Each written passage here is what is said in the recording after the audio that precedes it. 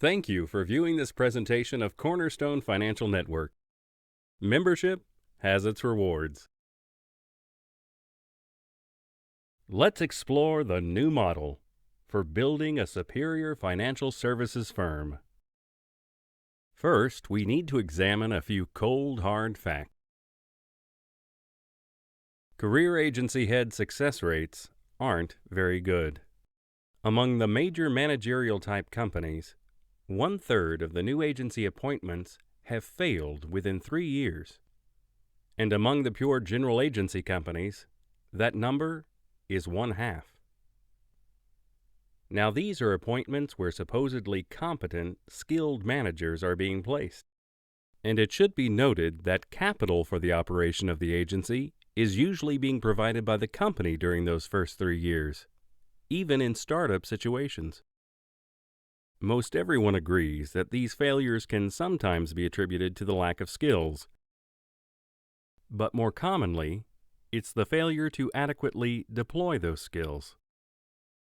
More often than not, it boils down to the lack of delivering survivable recruiting results. If you do everything spectacularly well and fail to recruit, for whatever reason, you will fail. On the other hand, if you recruit well and do everything else only in a mediocre fashion, you can still succeed. One of the big problems agency managers face is that it is everything other than recruiting that is constantly demanding your attention and your time.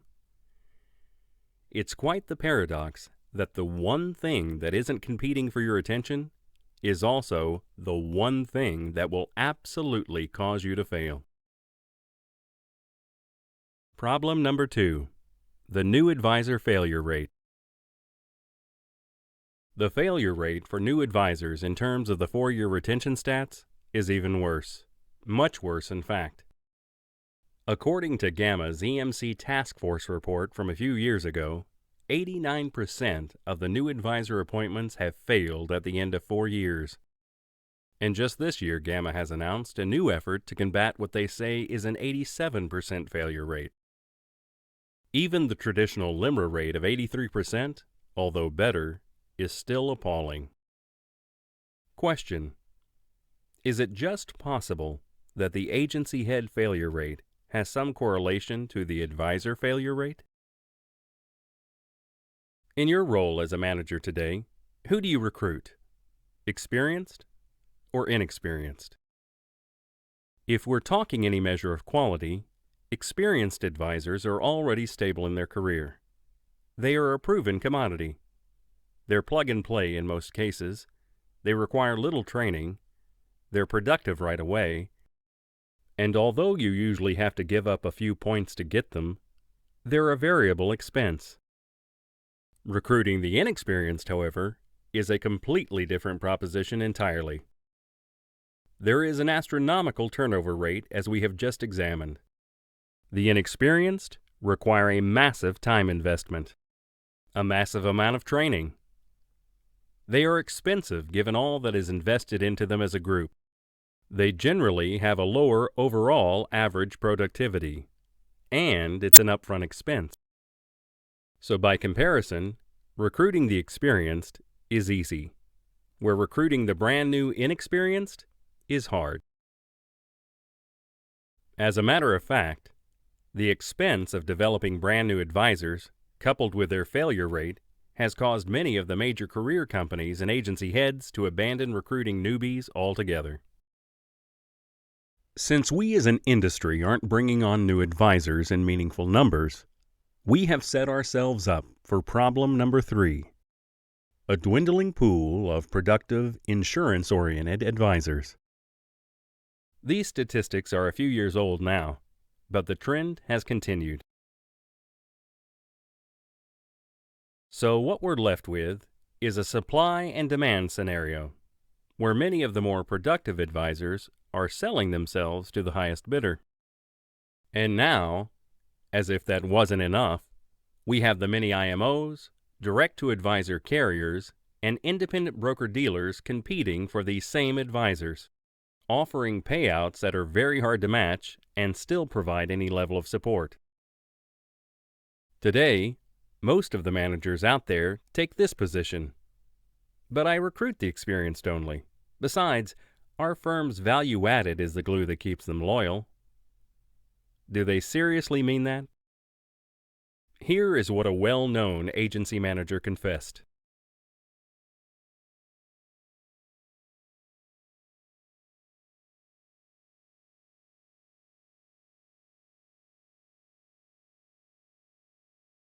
You see, this is our recruiting model. We recruit experienced advisors who comprise less than 0.1% of the working age general population. And of those, we hopefully only recruit the successful ones. Well, that amounts to less than 1% of the 0.1%. To put this in perspective, let's compare all the potential working age advisors to the sea. And all the experienced advisors out there are analogous to a lake. But all the successful advisors in our example we'll compare to a pond that everyone is fishing in. Do you see why we say it has become a supply and demand scenario? In fact, if you're like most of your peers, you compete by putting your spin on the same deal everyone else has. Many managers' entire recruiting story boils down to, my deal is better than someone else's deal. The problem is that even if you recruit them, you have defined the relationship in a way that paves the way for them to leave you when the next better deal comes along. Let's talk about some solutions. We need to rethink, repackage, and retool the career offering. What if it were possible to recruit from two distinct, high-quality people groups that nobody else in the industry is targeting? To offer these two select people groups an incredibly attractive value proposition. To be able to select from quality like never before. To have most of the heavy lifting done for you in terms of teaching, training, development, and sales and marketing support. To avoid having to cater to the whims of a few difficult advisors.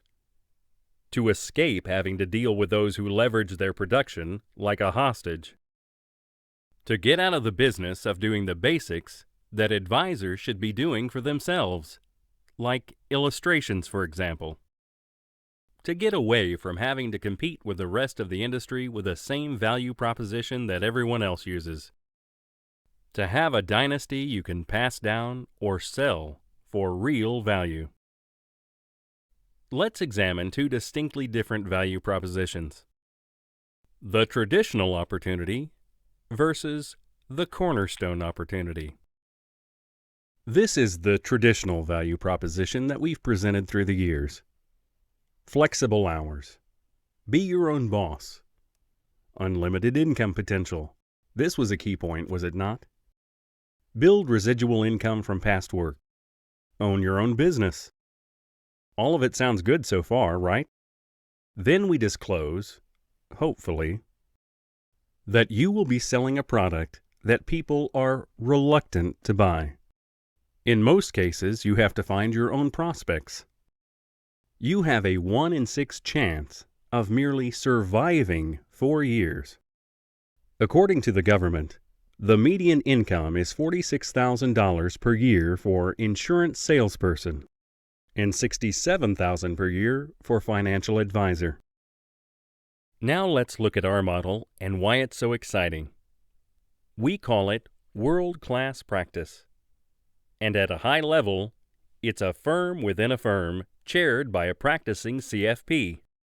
He or she is surrounded by a select group of inexperienced advisors, fellows. This is a proven model and a true fellowship program. As you may know, this notion of placing inexperienced people around a CFP has been done before, and it was an epic fail. But in our model, we integrate the correct 4 elements, which includes people, structure, education, and skills.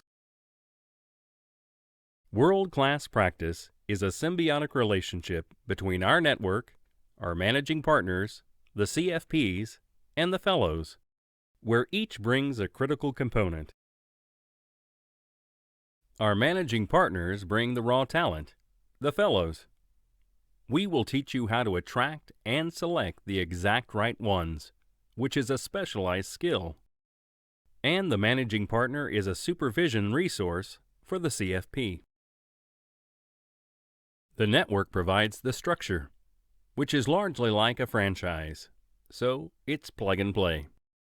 And we provide or oversee the academic education, taking the fellow from the basic practice building fundamentals all the way through CLU, CHFC, and culminating in CFP certification. The CFP provides the on-site mentoring of the fellow and is the model for live client meetings. The fellow's only role, initially, is to bring in new prospects to the CFP, and they are taught that skill exclusively by us from their first day. As they master the fundamentals of building a practice, we expose them to the academic education and supervise their progress. As they develop, they grow to take on more responsibility in the practice to round out their skills. So, why would we target CFPs specifically? Well, there's a definite attraction factor for us and for them. They have some pretty impressive statistics that we're going to take a look at. Also, nobody we know of are targeting them as a people group. And they're effective with clients. They are knowledgeable. They have credentials that are being advertised nationally. They have confidence, which carries. Not to mention that they are generally more compliance-oriented. Their value proposition would look something like this.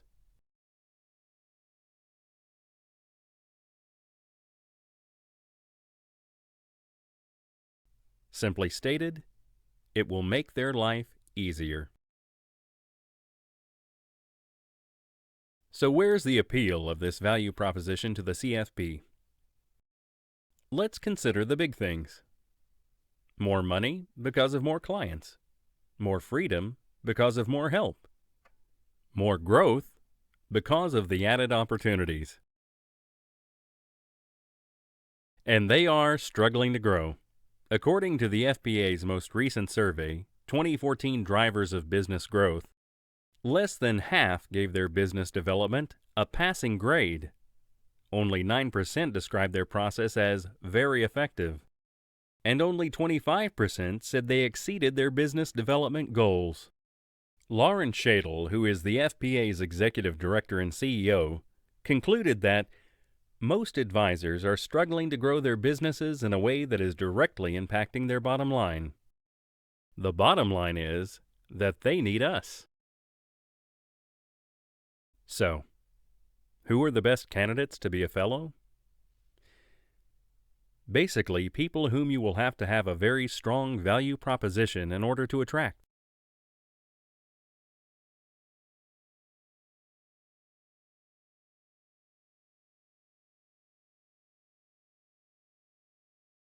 This new value proposition is quite different from the previous one for advisors. Certified Financial Planner Candidate, Fellow, True Fellowship Program, Perform a much-needed public service, Flexible hours, after graduation, Be your own boss, after graduation, Unlimited income potential, Own your own business, Build residual income from past work, Earn while you learn to be a CFP certificate. Study under a successful CFP. 89% of CFPs are highly satisfied in their careers. Consumers who used a CFP report a higher satisfaction and are more likely to recommend the advisor to a friend. And if you hire experienced advisors, for persons already in the industry, the average annual increase in revenue is 31% after becoming a CFP. And finally, The median income for a CFP is $219,000 per year. Through the years, there have been many surveys on career satisfaction. Most of these surveys have certain key things in common in terms of what people said they wanted in a career. Let's see how this new value proposition fares when compared against the top 3 items. I want to be happy in my work. 89% of CFPs are highly satisfied in their careers. That's high for any profession: law, medicine, accounting, you name it.